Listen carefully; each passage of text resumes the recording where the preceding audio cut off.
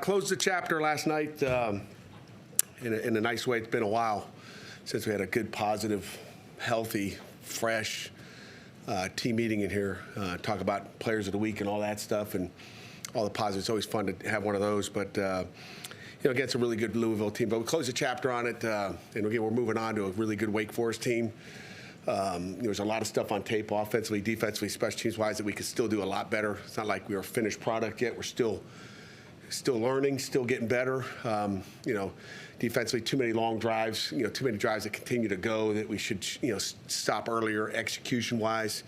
And then too many 3-and-outs. I think we had 7 3-and-outs on offense, which is not good enough. A lot of things to improve on, which is great. It's nice to get the win.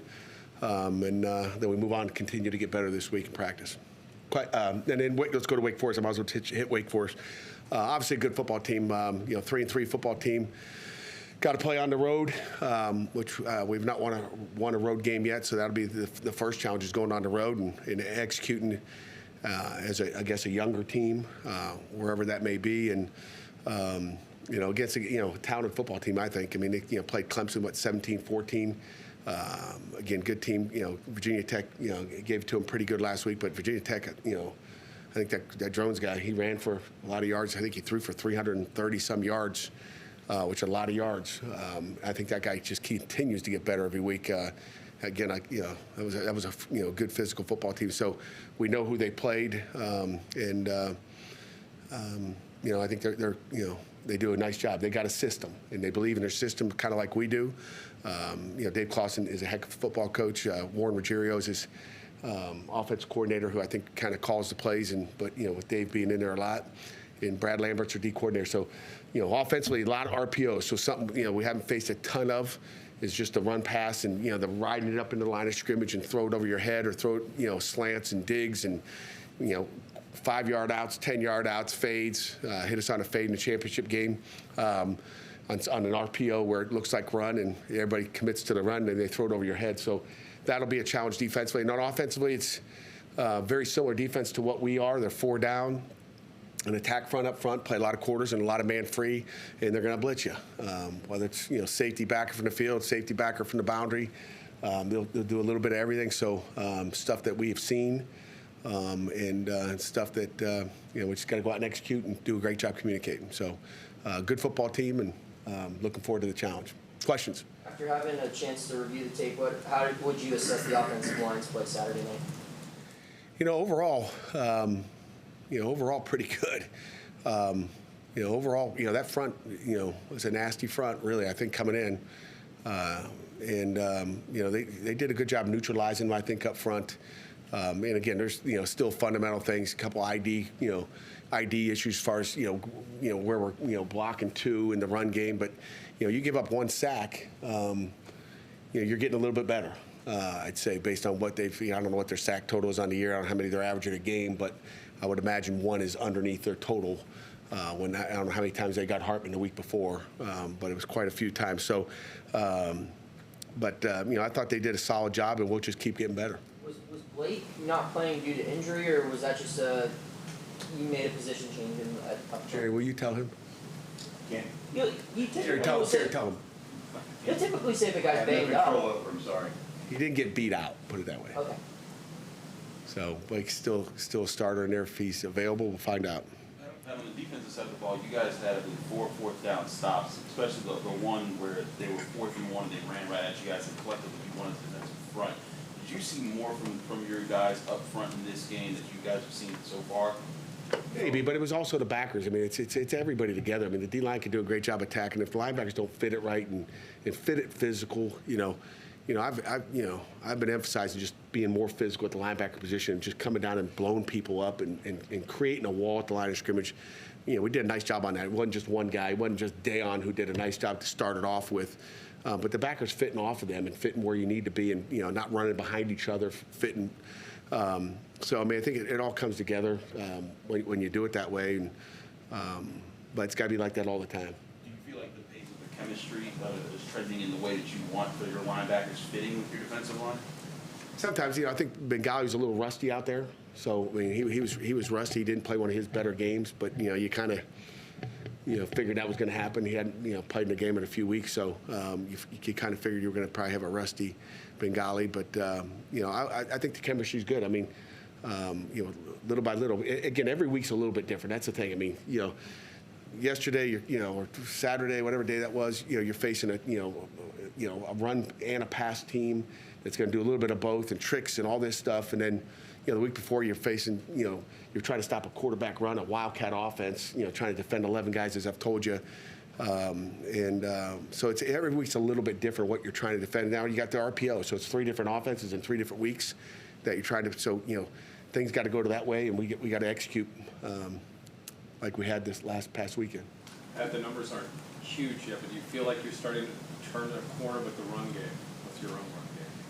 Yeah, I mean that front's hard to run against, again, we'll do a better job with checking and how many guys they have in the box and doing that. Just with some of the youth we have there, so we'll change some things up as far as we ran into some pretty heavy boxes, especially on that 4th down and 1. They got everybody down there, and we got to find a way to better get out of a play if we can, based on those guys out that we have on the field, making sure it's better to run a play and everybody going the right direction than run a play with some guys going that way and some guys going that way be an issue. So we'll get better at that. I think week by week. What did PJ show in practice last week for him to get the bulk of the snaps and safety over Donovan? PJ's, after that Cincinnati game, I think he was a little bit down, but PJ's he's just got to love his attitude. And again, all 3 of those safeties, in my opinion, are starters. I'll go back and say that Donovan, Javon, and PJ. But PJ just, had a good week of practice. We're just always going to, we're evaluating our players every week. Doesn't matter what you do in practice. What you did the last game, what you're doing in practice, what you're doing in school, what you're doing in study hall, how you're treating the, Jules in there in the cafe. I mean, what are you doing, in every respect. So, PJ's he's been doing a good job. He's loud, he's obnoxious, which is good sometimes. He's a beauty. Did the tackle get better this week in a way? Tackle was better. Still had a couple, there's a couple of those runs where, I think, Devin Davis falls down and we got our head on the wrong side and we just got to take one more step, but, a lot better. And when you got a chance to evaluate Christian's play, when you looked at it on film, what stood out to you? Christian threw some nice balls. He got the ball out quick as well. And he made, good decisions with the ball. I mean, you think about the weather and you think about what that other quarterback did and what our quarterback did. I like the decision-making he made. I like where he placed the ball. I mean, especially the Bub one and that Kanate, one of those are 2. But he can do a better job on some of his out routes, which, Coach Siggs will fix his feet and do all those things. But I thought he had a really nice day. That's what I was going to ask you about. I mean, the accuracy is around 50% so far for him this year. Even the deep balls look pretty good. Is it just to keep throwing it deep, I guess, right? Maybe. Is there adrenaline? Do you attribute some of that to adrenaline? Not really. He's pretty smooth and calm out there. I mean, you don't see him. He kind of is like this all the time. So you're not seeing the wave. But I think it's really more of his feet and how he's pointed, and I think Coach Siggs can get that fixed. And we'll find out this week because we'll throw a lot more. Out routes just to see, what he does with the footwork. But I think that's just being a young guy and trying to figure it out still. What does the weather have to do with being at 50%? I don't know. We had a drop. I mean, he hit, under 50%. I don't even know what his percentage was. I mean, he hit Bub one time on a pass, right here. Those guys made plays for him, but, I'm trying to think of some of the other, missed a couple, in the out area there, but, and then when you're throwing it deep, you're not going to hit them all. I mean, you talk about being a 50-50 ball, and we threw a couple deep too that were missed throws. Some of them were routes. I mean, it's a little bit of everything. I mean, one time Bub releases inside, he should be releasing outside, and Christian thinks he's running a comeback, and he runs a vertical route. So there's those will get all cleaned up. Just missed IDs. What goes up into scheming up those kind of deep shots where you guys get the one-on-one looks you want? Like Christian talked about how on the last touchdown to Kanate, you guys were prepared for a 0 look to get the inside leverage and throw it outside to the pylon. How do you as a coaching staff engineer opportunities like that for a young? I don't do any of that. Coach Siggs does. But it's game plan, knowing what you're going to get, and sometimes they could have changed it up and you might have nothing, Chris. But it's you guess right, and you're hoping that's what you're going to get. It's 4th down. and you kind of have an idea of what they like to do. But nobody's 100% on fourth down. No one's 100% of what they like to do. This coverage or that blitz on third down and long. Sometimes sometimes you're lucky with calls. Sometimes you're good with them, and same thing on defense. I mean, you've been making calls. You're trying to change it up. Hey, last time I did this, I want to do this next time.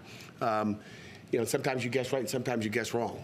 But even if you guess wrong, if you execute, you can still make plays, which is what we expect, whether it's running the ball or throwing the football. After all these years, we're trying to make sense, and we got the boards last week. I don't do. I never touch that depth chart. EJ touches that thing. It's EJ's fault. Just blame EJ. Yeah. But there was no war last week when I center. There is one at center this week. What should I read into that? I don't know. Maybe Blake will be ready to go, or Cradle will be ready to go. I should say. Maybe Blake will be ready to go. I don't know. I put that or because I don't know, right? If I didn't tell you, then you wouldn't know. So you're saying there's a chance? There's a chance this week, where I don't think there was a chance last week. Pat, does it take a certain kind of player to want to come here and play DB? Because you're going to do what you do, and they're going to be out there by themselves a lot, and it's sink or swim. Yeah, I mean, if you watch college football, you see those guys are out there. I mean, I think it's more and more people are doing what we do, whether it's man-free or quarters. I tell you what, you're going to watch Wake Forest. They play a lot of off quarters, okay? I would much rather be pressing than playing off, okay? Why? Go rewind that game maybe in the first quarter and see Marquez play off, and he's got that 6'4", 210-pound wideout, and he throws a hitch, and he's got to come up there and make that tackle. If he misses that tackle, it's out the gates, and we're going to be talking about tackling and how bad the tackling was. I would rather try to throw that fade and have to throw it way down the field than to have to make that tackle right there. It's not easy. I mean, you're 50-50 making tackles in the open field. I mean, he had from that wall to make a guy miss, and Quez made that tackle. That is not easy to do, okay? And if you ever played corner or lined up out there, I mean, playing that, and Boston can tell you there, guru quarterback over there, just what he would rather see is probably that off corner, free access out there. And if you throw a hitch and that guy takes off and goes, it's, a little spin move, it's iffy. And I won't get in. Maybe in the offseason we'll have like a cover 4 clinic, and I'll explain to you just leverage by the corners and what, the press as opposed to, but, you watch college football at night, you watch in the NFL, they're all playing press. And there's a lot of reasons why, I think. Just looking at the game film last week from Wake Forest, did you see them struggle in a couple of areas where you guys struggled against Virginia Tech? Were there any similarities in your loss compared to theirs? Again, haven't watched a ton of that football. Monday's usually my, I'm focused, Sunday night and on defense. And then as the week goes on, Tuesday and Wednesday, I get watching more of their football and watching the other side of the ball. I let the offense get ahead of me on that. But, there's no question about it. Virginia Tech got after him, ran the ball and threw it and took what they were, taking what you're giving them as well. Has this system benefited this new quarterback in the way that maybe it benefited Hartman when he was there? You say the new system. With not new system. Has this system benefited this new quarterback, I should have said? Like it benefited Sam Hartman. Are you seeing some similar things come in as a result of? Yeah, I mean, Griff's, again, they played 2 quarterbacks last week against Virginia Tech, but he, that's what they do. I mean, so they're recruiting guys that fit their, Dave's been there, 10 years or something? So they're recruiting guys that fit their scheme that they can get at Wake that, that they like. He's a 5'11" guy that does what they do. So, yeah, I mean, I know, talking to Coach Clausen, he's excited about him. He was excited about him, when they lost Hartman to Notre Dame, and he's still excited about him. Pat MJ said after the game the other day that maybe he wasn't where he needed to be at the beginning of the season. Maybe you read too much about stuff people were saying about him. What have you noticed about him over the last couple of weeks that led to the better? Last couple of weeks? Let's just talk about 1 week. I don't want to go back 2 weeks ago. But he sits right where Jerry is, and I actually called him a little bit ago and said, hey, you seem kind of grumpy sitting in Jerry's seat last night. And I said, I don't know if you grumpy, you mad at me, you mad, because we got after you a little bit. He's like, no. I said, he just looked like he had his game face on. So maybe, hey, you never know. You read too much, you'd have to ask MJ, but he told you that or said that, I guess. So sometimes you just got to look in the mirror and go, okay, what can I do better? It's like I told our guys, when you walk out on that field every day, whether you're playing corner or you're playing, right tackle, left tackle, tailback, tight end, quarterback, right defensive end, it's an audition every week. you're putting on an audition. When you walk around that practice field, and tomorrow there'll be 7 NFL scouts here, it's an audition every single day when you walk around the field. What are you putting on videotape in practice? What are you putting on videotape in the game? And it's time to put on a show. And MJ put on a show the other night. I mean, what, he had 12 targets, 5 PBUs, and a pick 6. I mean, they were. I was wondering why they were going after him. They were kind of going after him because that's where Thrash was. So I think they didn't care who the matchup was. They were just trying to get it to their dude. So MJ had a pretty good day. In recent years, your pass rush tends to get better as the season goes on. Do you look at this matchup against Wake, who's allowed 29 sacks already this year, as an opportunity for it to continue building momentum and getting better? Yeah, I didn't notice they had 29 sacks. I don't even know where that stands. Just worry about defending. It's what? It's the most allowed in the ACC. So I didn't know that. I'll go tell Coach Partridge that he better have 7 or 8 of them, I guess, right? Or he needs to look at what we're doing defensively. Right, Larry? Every week's a little bit different. I mean, they're RPOs, so, I haven't watched the sack tape yet, we'll eventually get to that to see how they're getting and what they're doing, and, is it being behind and then you're dropping back throwing it. If they stay, if it's a 14-14 game at half, they're going to keep doing what they do, and they're not going to get sacked very much. But if you get up on them and it's 28-7, then probably that's when sacks come. That's what happened in a championship game. If you get up on them and then all of a sudden they got to throw it every down and they're not throwing it the way they like to throw it, is build a wall with those offensive linemen and fake that right up the middle and try to dink it all the way down the field. What about Samuel Mola played most snaps of his career the other night? Obviously had big plays. Would you expect him to just keep having a bigger role in the defense as you move forward? Yeah, he's been getting better every day in practice, and Coach Partridge called it out, just last week, like this guy's getting better, like every week. I mean, and not just strip sacks and all that. It's more, and again, that was on a screen too. That was people, you look at that play and go, that was a strip sack. That was a screen. How many people get sacks on screens? But things like that happen when everybody else does their job. The other part of the D-line went to go get the screen. The linebackers added themselves. Quarterback had nowhere to go on a screen. Couldn't throw it away, and Sammy got him. So, again, that's a coverage sack on a screen that Sammy got. But Sammy keeps getting better every day, and we expect his role to continue to increase. Any final questions before we wrap up? Jordan Bass played a bit on last game as Louisville. Should we expect to see him more this season? Yeah, it's a great question. Jordan, he was so excited. He came up to me, Coach, I got my reps in. I didn't even know he was in there. Matter of fact, when you watch the tape, I usually don't look to say, hey, let me watch how Jordan's doing. It's usually I'm looking for all the problems and who screwed up. And when he was out there, I didn't say, what is Jordan doing?